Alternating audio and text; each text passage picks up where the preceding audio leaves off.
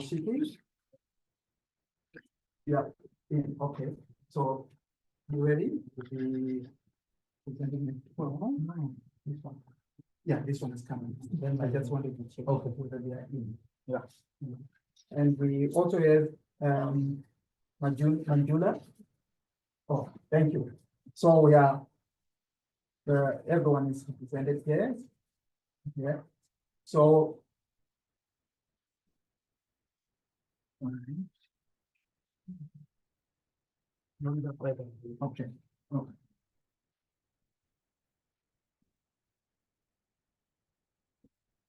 Okay. Over to you. Okay. Okay, good afternoon, everyone.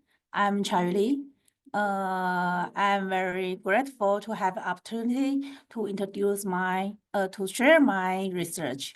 The topic is the process of sub-health patients participating in their advanced decision about end-of-life care. Firstly, I will introduce myself briefly. I am a home care nurse working at a Far Eastern Memorial Hospital in New Taipei City, Taiwan, where I am in charge of home care, hospice home care, and long-term care. This is my presentation content, 4 parts. The first part is background. Good days is the important goal of the hospice care, and that is a dynamic process. The implementation of the good days is different and is also unique. The prerequisites for a good days, that is, any patient, his family, and the healthcare team can accept the process of death and dying. The key issues in promoting good days: let people understand and face the process of death and dying, making their own decisions about end-of-life care. In Taiwan, we have to act to protect people's right a good death. One is hospice and palliative care regulations. The other one is the Patient Right to Autonomy Act. Until now, a total around 1 million people have registered their advance wishes for palliative care and refused life-sustaining medical care. And about 85,000 people have completed and registered the advance directive. From this chart, we can see the willingness of people they engage in their end-of-life decision-making is still low. From the literature, we can see the people's participation in end-of-life decision-making will be affected by the following factors: personal, cultural, and educational background, attitude, and awareness of death, personal communication skill and the medical team interpersonal interaction, the person who initiate the discussion, and the time point and scope. However, why do some people make their end-of-life decision-making successfully? And how do they make it? That is still not about it. Therefore, my research purpose is to understand the action process of people engaging in their end-of-life care decision-making. The methodology. The ground theory methodology we use to explore the action process of people engaged in their end-of-life decision-making. And the theoretical sampling were conducted. And the recurring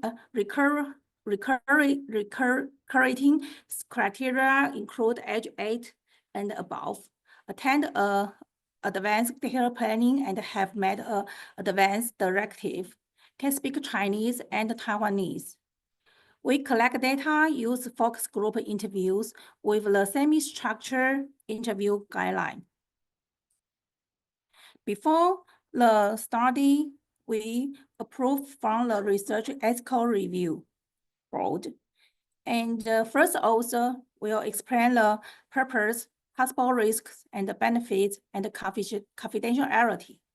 Data collection duration from the April 2022 to the September 2027 at a medical center in North Taiwan. A total of 5 of focus group interviews conducted, 3 to 6 participants for each interview, and each interview lasting 60 to 90 minutes. This is my interview questions. The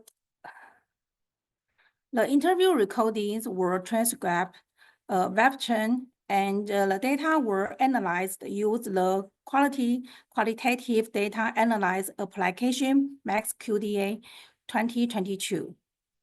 The analytical approach is a process of data induction through continuous comparison involving a 3-stage coding process. The study used the following three specific methods to establish research reliability: team meetings, detailed review process, member checking. Then its findings. From this table, we can see the participants, most females, and age between 40 and 59, almost are married.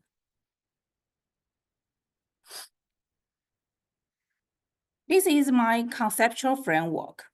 Our participants help us understand that people involved in end-of-life care decision-making is a statistical process consisting of 4 phases, centered around a core concept, a good death. The 4 phases are personal context, motivation, timing, and peace and sharing. The first phase is personal context. That is the beginning of everyone's encounter with a good death. From the people's interpretation of death, expectation for life, and the past life experience, all deeply influence their expression of decision regarding their own end-of-life care. Interpretation of death. Participants believe death is a natural part of life, a path everyone will eventually take, only differing in timing. One participant said, "Life is just a transit journey through time. Birth, aging, sickness, and death are a part of the process. It's protections for life." Participants believe the expression for life, their expectation of life are not limited to its duration. The meaning of the life is more important.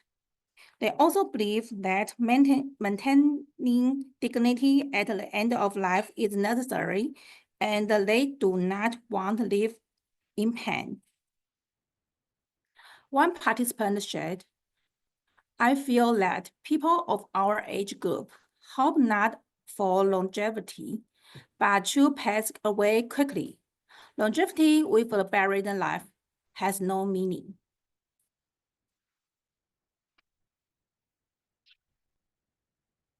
Past life experience.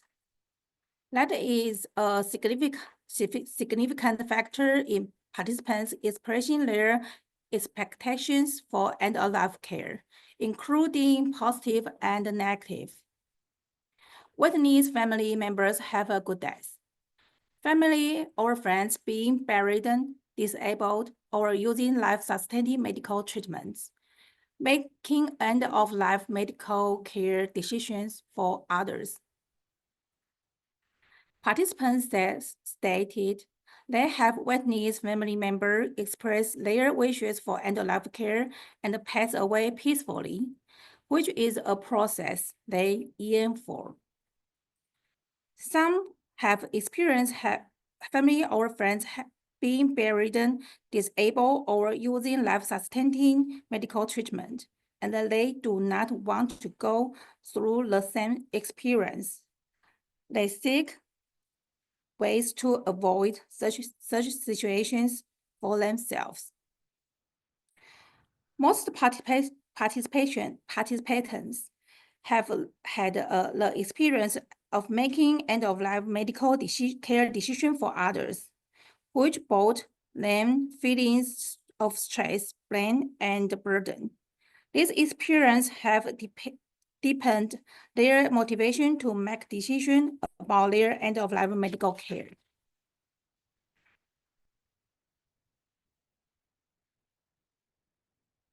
The second phase is motivation. Taking action requires the thought first. The people's desire to express their wishes for end-of-life medical care is closely related to their past life experience. Participants state that their involvement in end-of-life decision-making is primarily to defend and protect their rights, to be the master of their own lives, as they do not want their lives to suffer unnecessary pain and hope for a good death. Love for their families, consider others, and being responsible for oneself are the other motivations.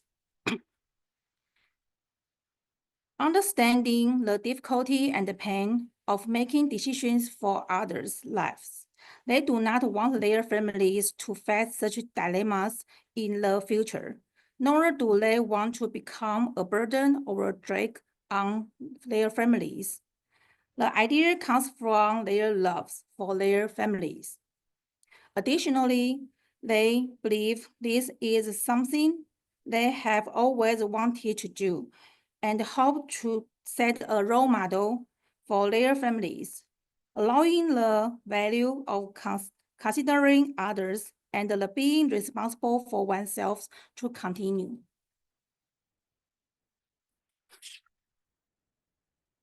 The third phase is timing. Taking action involves several direct influence factors. When these factors converge, people's behaviors come out.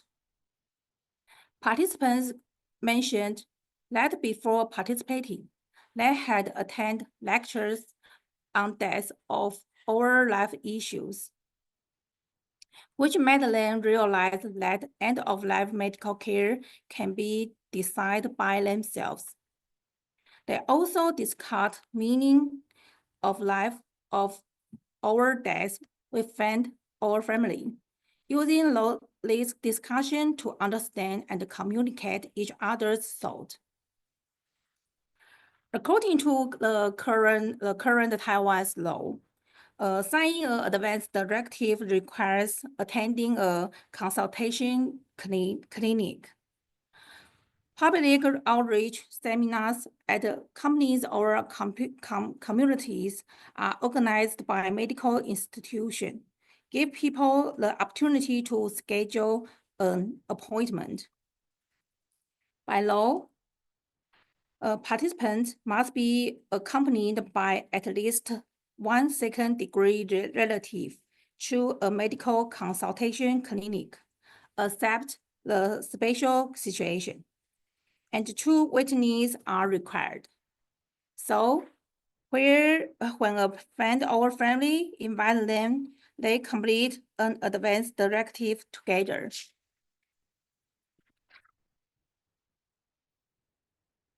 The last phase is peace and sharing. Every action has subsequent effects. Inner peace is the primary feeling people experience after making their end-of-life decision.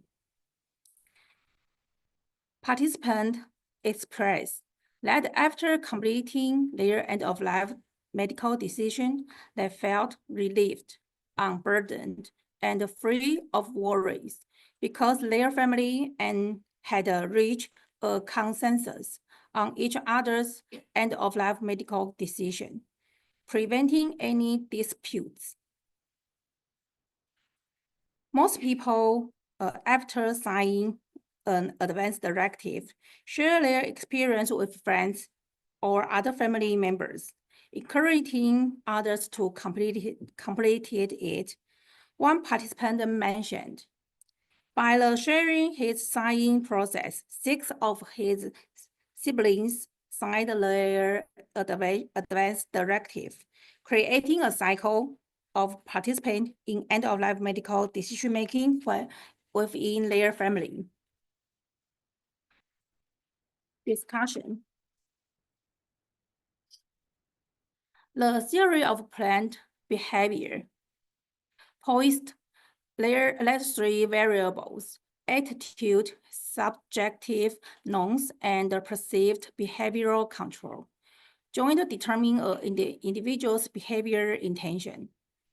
However, this study further points out that an individual's behavioral intention is not only influenced by these factors, but is also closely related to the life experience and beliefs. This may because the behavior is question pertains to death, an absolute end of life. Therefore, in the context of end-of-life medical decision-making, personal context is a significant influence. The experience of surrogate decision-making is also an important factor influencing public participation in decision-making. The main challenges in surrogate decision-making process include the choice between life and dignity, the responsibility to honor the patient's voice, and the ethical and moral considerations. Those challenges and pressure are also reflected in the participants of this study, who believe that making decisions about treatment or life for others is a stressful task. This stress comes from the uncertainty of the decision's correctness and the potential for blame. Those experiences promote them to be more actively involved in their own and life medical decisions to reduce future burden. A good death is the goal of the people's lives, going to the end, but they rarely act toward it. According to the research, we are able to understand the process of public participation in their own end-of-life medical decision from the perspective of health or sub-health individuals participating in advanced care planning and successfully completing advanced directive. For further recommendation, educational interventions for public could be developed through the life story sharing and empathy exercise in role playing to help people experience the feelings of surrogate decision making, understand the importance of their own decisions, and express love for their family members. Additionally, timing is an important concept identified in this study. Therefore, increasing the accessibility and convenience of advanced care planning participation and advanced directive signing can enhance the willingness of the public to complete advanced medical directives. This study has its limitations. Firstly, we acknowledge that our response are mostly urban residents and do not represent a diverse population. Additionally, due to the small sample size, the results are not generalizable. Thanks for your time. That is my presentation.